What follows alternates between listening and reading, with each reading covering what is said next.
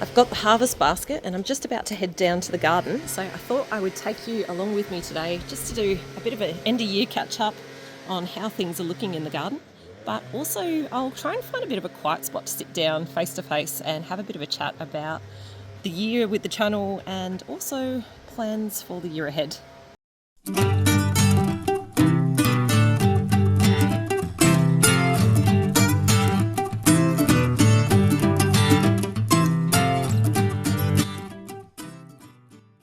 G'day there, it's Rachel here from Bush Edge Homesteading Australia, and I'm about to head down to the garden because I do need to pick a few of our summer veg that are ready down there, and thought it would be a really good opportunity to take you down as well and show you a little bit of what is ripe in the garden and kind of where things are at the very end of December and just about getting into New Year's. The other thing that I was looking to do was just have a bit of a chat with you guys about the channel itself and how it's changed a little bit over the last year, because it has evolved a bit from what it all kind of initially started as. And I'll find a bit of a spot to sit down in the garden to have a bit of a chat with you about that, and also some of the plans for the year ahead. But for now, let's head down and let's see what we can find down in the garden to put in the fridge and maybe even a few things for the freezer. Down into the garden. So this is what things are looking like at the moment. There are, I will say, a few bits and bobs around, and that's because we've been doing a really big piece of work on irrigation in the garden. So we're still kind of using everything that's out and about at the moment. I do want to show you what we've done because, yeah, we're having a few bugs, let's just say, with the irrigation, the way that we've set it up. We've got a few different methods in each of the different garden beds, and we are finding that a lot of the fittings just keep on popping. And it's really frustrating because it's a lot of different ones in different spots. I'll show you a couple of those. And yeah, if you've got any suggestions on brands and stuff, because we have tried a couple of different ones that don't burst, very keen to hear that. And we've even tried like reducers and stuff like that. And even with the taps, keeping the taps down kind of low, but they're doing this really weird thing where they seem to be kind of unscrewing themselves and the pressure going up a little bit too. So yeah, it's been a little bit fun with the irrigation, if I'm completely honest. But, well, actually, the first one you can probably see here is this setup that we've got in the main kind of retaining wall bed. And that we've just kind of used dripper hose. And that one's actually not doing too bad. Although what I'm finding is in a few spots, it's just not getting that wet. So some areas are getting quite wet, but others, like you can kind of see here, are actually quite dry, particularly on the edges. So yeah, I think we still need to muck around with that a little bit as well. As you can tell, we've still got the netting over this area of the garden as well. It's kind of like that finer one that keeps the cabbage moths out, and that's because we do have a lot of the leafy greens still under here. We're kind of getting to the end of some of these lettuces. We've eaten so many, and spinach as well, and silver beet. But yeah, they're getting to that point where they're just about to go to seed, these ones, and yeah, they start to get a little bit bitter, so they're not as good. Onions are still got a lot of growing to go, and I probably will keep the net here a bit longer because, as you can see, we do still have a couple of cabbages growing, and even under the net they're still getting a little bit bug eaten. But yeah, if we keep the net, you get less of those white cabbage moths under here. Actually, I should spin you back around because I totally skipped over this bed here. And this one here, it's kind of just evolved into a whole bunch of random things, if I'm completely honest. So you can see through here, we've got a whole bunch of tomatoes. Those ones there, I'm suspecting are going to be the little cherry tomatoes that we used for the fermented bruschetta and little fermented tomatoes and stuff. They all self-seeded, so I've let them go because I love using them for all of those projects. We've also got a lot of the pots that I've brought out of the greenhouse now. I've got them here so that they can get the sprinkler. And this is kind of the second way of setting up some of the irrigation that we've got. So again, on kind of a timer and stuff, but that one there is one of the old school sprinklers that we've got in there. It's actually not working too bad. The only problem with this one is it's kind of like that circular ring of spray, and some of the areas on the edges don't get as much water, but still good. If we go in here, you'll see our bean plants are awesome. They are incredibly prolific. We're getting plenty of beans now, and yeah, that's one of the things that's really gifting a lot in the garden. more pots out of the greenhouse. Check out the zucchini. In fact, whoa, check out the zucchini. Yeah, that is why you always need to be picking. Oh, and you've been picking too. Yep, just came back from picking all of these. Wow, they look incredible. Just picked them, extremely fresh as you can get. Do you want to have one? Yeah, you've been picking a lot of these lately, haven't you? Yeah, I noticed one that's really massive. I think it's... Oh no, it's not. Oh, but that one's so soft, I gotta throw it out. Actually, you're going to get some raspberries too, aren't you? Could you fill that the rest of the way with raspberries, and then we're going to pop those in the freezer? Yep. Awesome. Thanks, bud. All right, but what I'm going to do is I'm actually going to jump in here and get this zucchini, because already that is way bigger than we would normally want that. Oh my goodness. In fact, can you hold the camera for me before you run off? That is the largest zucchini I think I've ever seen. Yeah, we don't normally get them. It's way bigger in life size. Like, we'll compare probably our arm to that zucchini, because I think that zucchini is bigger than my arm. Wowzers. Look at it. Check that out. See, it's actually really massive. When they get this big, they do get a little bit hard, so not as ideal for kind of just cutting up and eating, but what they're actually really good for is grating up and having grated zucchini in the freezer. So yeah, we'll pop that one into the basket, and then I'll keep showing you what else we've got going on. It's going to take up a whole bunch of the basket. Oh, there was one other thing I wanted to show you guys in here, and that is some of these chilies and also some of the capsicum plants. And some of them, to be totally honest, I'm not sure if it's capsicum or chili, because I didn't label things particularly well, but that one definitely is one of the chilies, and those ones are not red yet, so I won't take those. These ones here were all in the greenhouse, and in fact these ones here that are doing really well were also in the greenhouse, and I've popped them in the ground now. The reason I want to show you these is because there's some further down that we put outside a little bit earlier, and I want to show you the difference between those ones and these ones. Ooh, that one was a capsicum. Cute. Okay, we'll have a quick peek in the greenhouse. I don't think things have changed too much, except for the fact that we've taken a lot out of here now. Sweet potatoes are really taking off again. We put one of the ones that went from a cutting into this pot here, and that's really starting to take off now. Hubby's pineapple continues to get bigger, and more chilies. Ooh, tomato, I reckon we can grab that one and put that in the basket today. We have started getting a couple of tomatoes from this plant in the greenhouse. The ones outside we're not picking yet though. Ooh, actually we do have some red chilies. So again, these are kind of those Korean ones, and I will grab a bunch of those today. Alright, a few more things for the basket. And the other things we've got in here is the dragon fruit, which didn't die. I probably do need to up-pot that soon because it has grown a little bit. I actually thought we were going to lose that, but it's not, and that is a wonderful thing. A lot of the carnivorous plants as well that hubby likes to grow. More chilies, jalapenos, and capsicums, although we are starting to get a bit of bug damage on those, unfortunately, so we'll probably need to pick some of those off and throw those away. I suspect that's slugs. And then we've got some of the big Jim chilies, although these ones are not looking quite so big. Oh, it looks like there's a big one. Let me get you right in under there. There's one of the bigger ones, although that's still green. But yeah, the ones that are red, these early ones, they're a bit smaller, but we can still pick those and take those inside as well. Okay, continuing along. Aren't they pretty? They are the mixed lettuces that we grew, and those are well and truly starting to go to seed, so I'm leaving those at the moment, and we will actually collect seeds off those.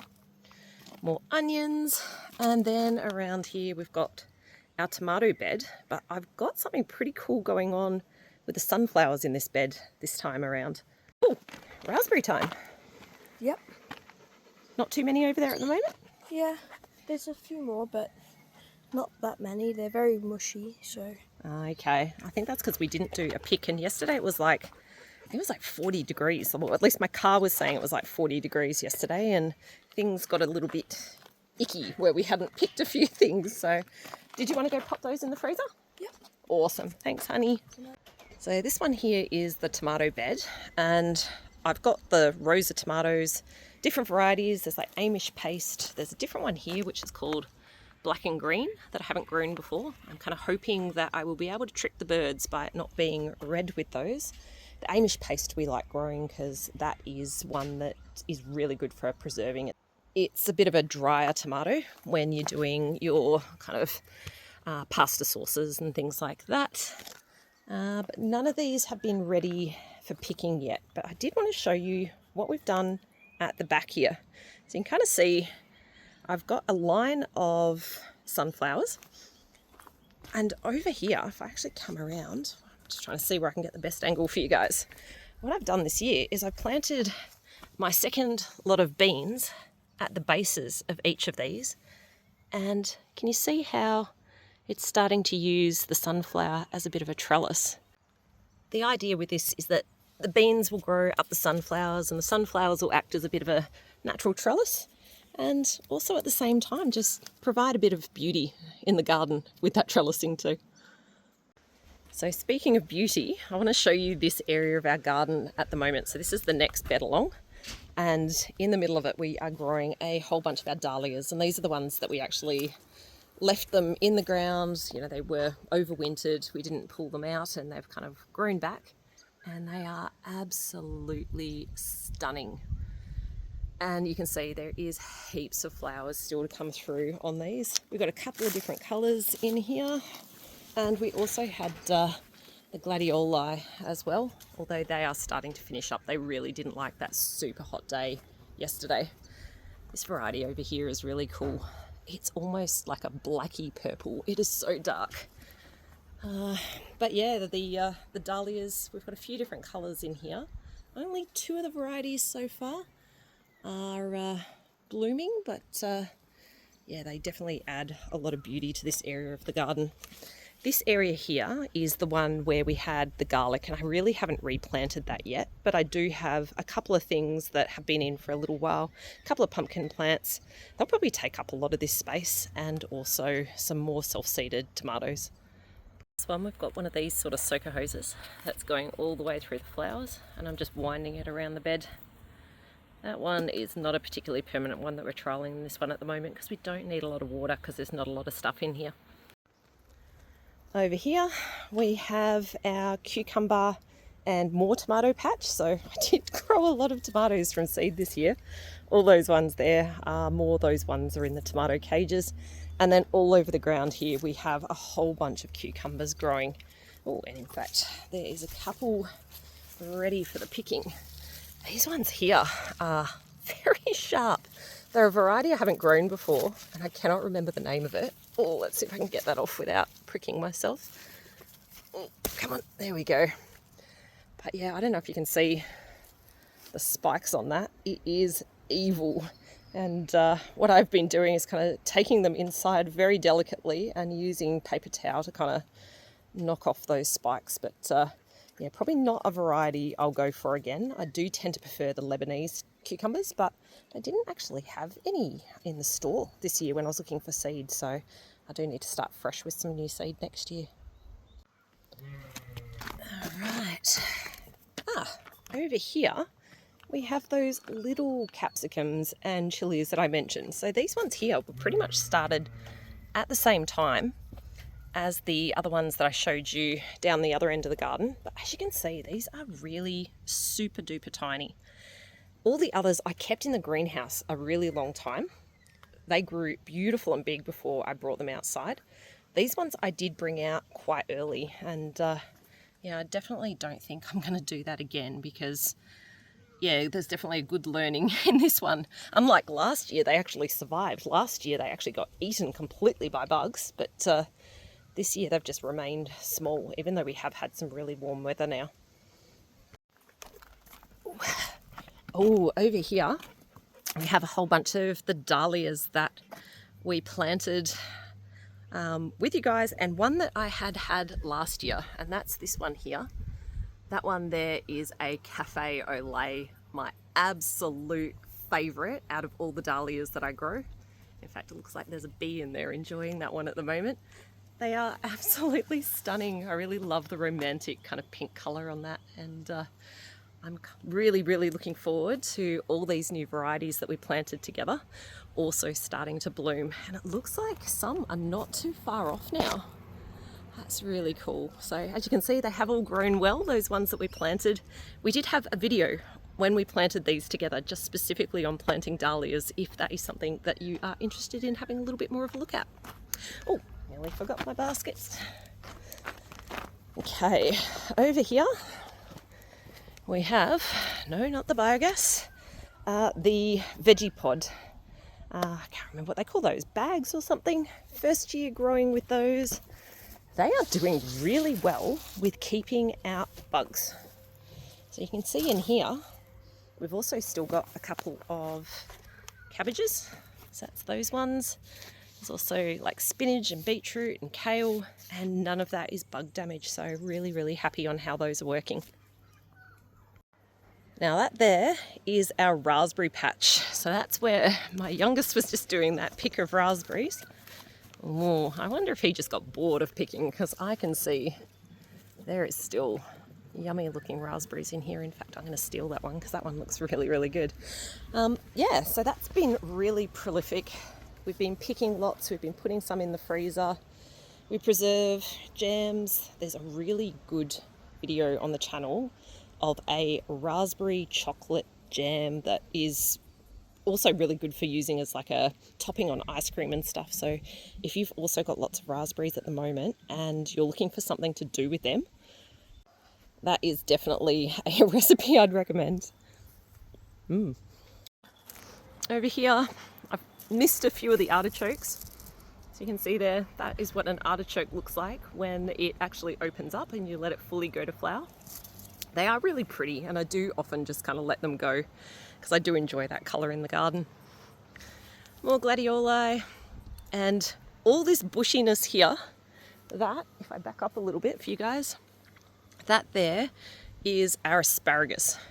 We picked heaps of asparagus, 8 heaps of asparagus, and that there is what we've left go to frond, and that will kind of bolster the health of those plants so we get lots of asparagus again next year. But if I get you right in there, you can kind of see, whoop, that there is all those asparagus stalks that then pop up and turn into the spears that, if we had to pick them early, that would have been the asparagus we would have been eating. But yeah, as you can see, we've let that well and truly go to frond. Ooh. Compost, more sweet potatoes. The rhubarb. So that's the rhubarb that we got when we went to the Diggers Club. That has grown so much to the point I could probably start picking that, which is really cool. I'm not going to put any of that in the basket today, but yeah, that has absolutely taken off. So I'm hoping it won't be one of those really astringent ones like we had in the past, but until I actually pick some and do my first cook, I'm still not quite sure. More flowers here, and in fact, this here is that gladioli that I was explaining, is almost like a blacky kind of purple. It is so dark and beautiful. Really love that colour in the garden. A few more tomatoes here. Those ones are not kind of self-seeded. Those ones I did plant. And then over here, we've got what I'm kind of calling my eldest's cornfield. So this bed we gave to him completely for planting up some corn. Yesterday, no, not yesterday, the day before, he was out here giving it a really big weed, and you can kind of see all this corn that's growing in here at the moment. You can also see dense planting, not so much.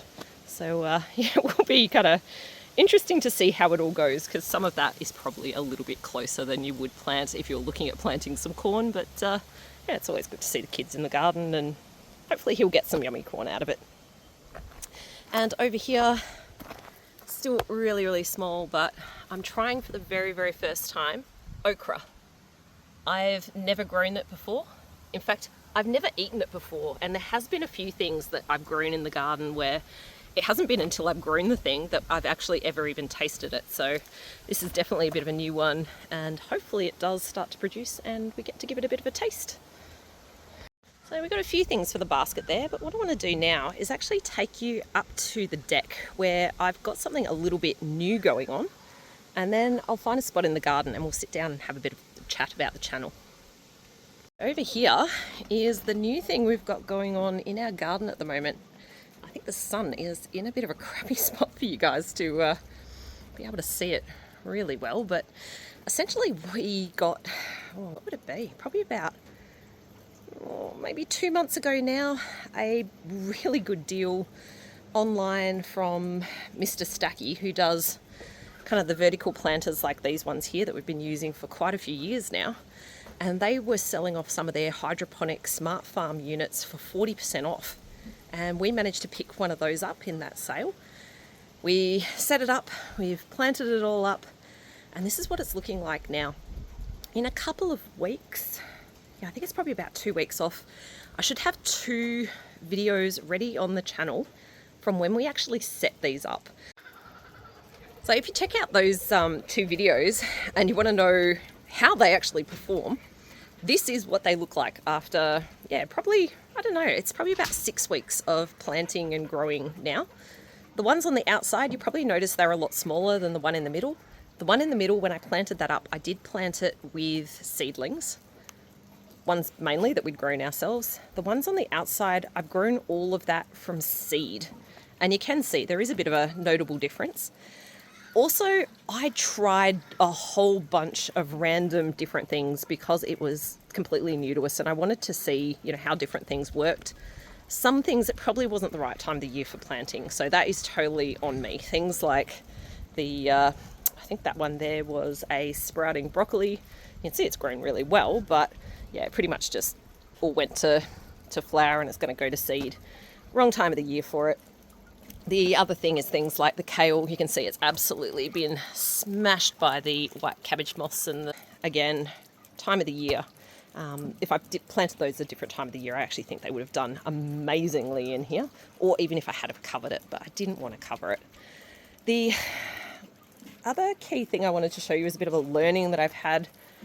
With these, you do have like a nutrient with it, and that nutrient, if you have higher levels, is really, really good for some of the things over here that you can see are going really well, like the tomatoes at the top there, the capsicums, the eggplants, there's basil in there. They are absolutely growing amazingly and they are absolutely loving being in here. It's like a jungle. But for the things that I grew from seed, I think I had the level of nutrient too high, and you can see that some of these almost looks like they've been burnt.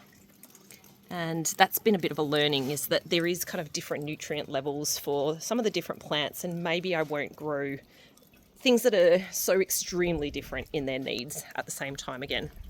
But definitely with the higher levels, things like those basil and, oh my goodness, this capsicum, they are absolutely growing like mad. I just wanted to share this with you guys because I do think this is really nifty and a very different way of growing to what we've done in the past.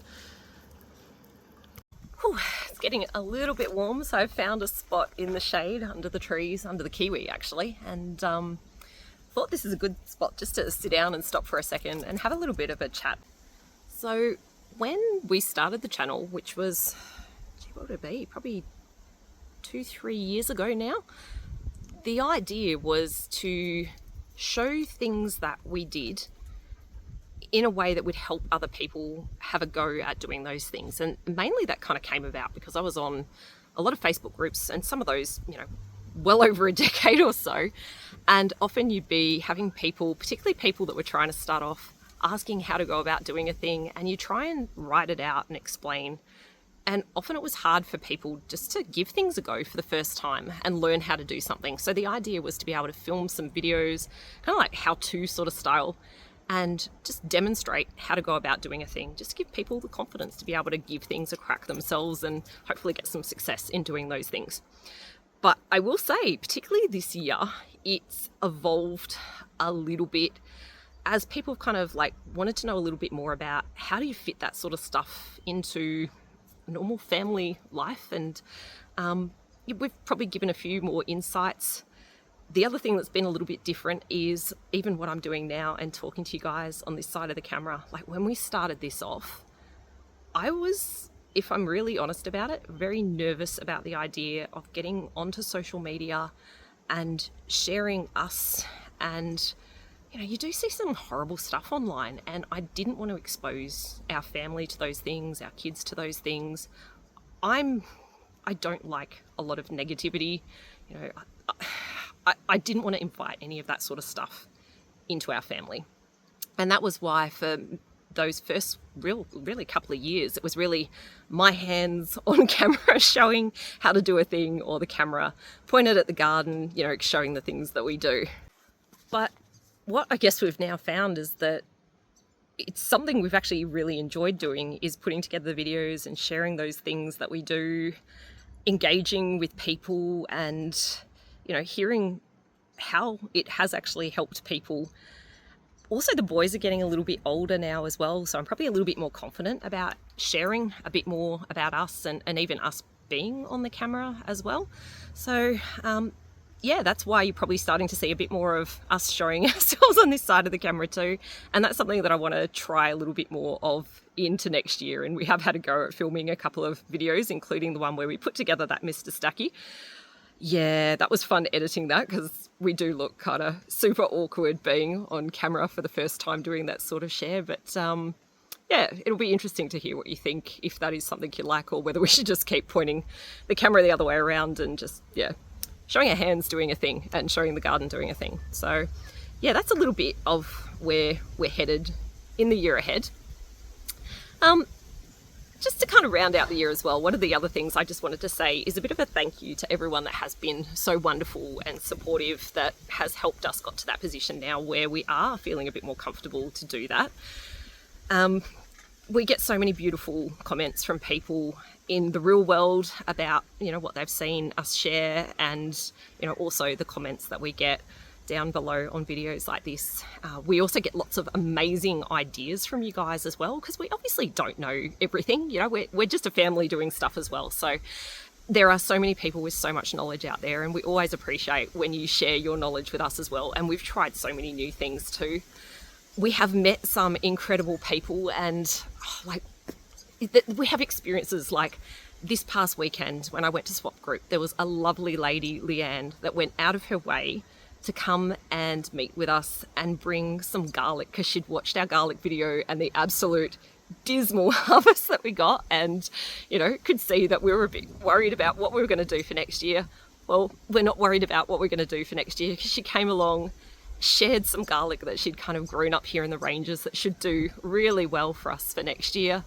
And, you know, we had a wonderful conversation, including her kind of sharing how things that we do have helped in giving things a go, and how that was appreciated. So that sort of stuff just really gives us the confidence to share all the more. And yeah, thank you to everyone that has been so positive along the way, that watches and supports the channel. And I really look forward to being able to continue doing a lot more of this into 2025.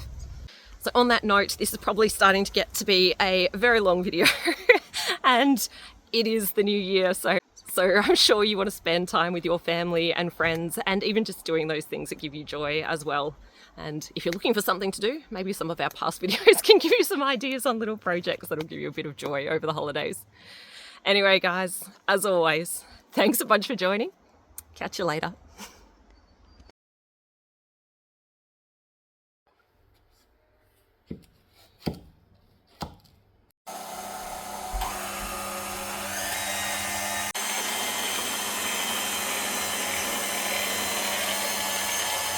That's so cool. You got 4 bags.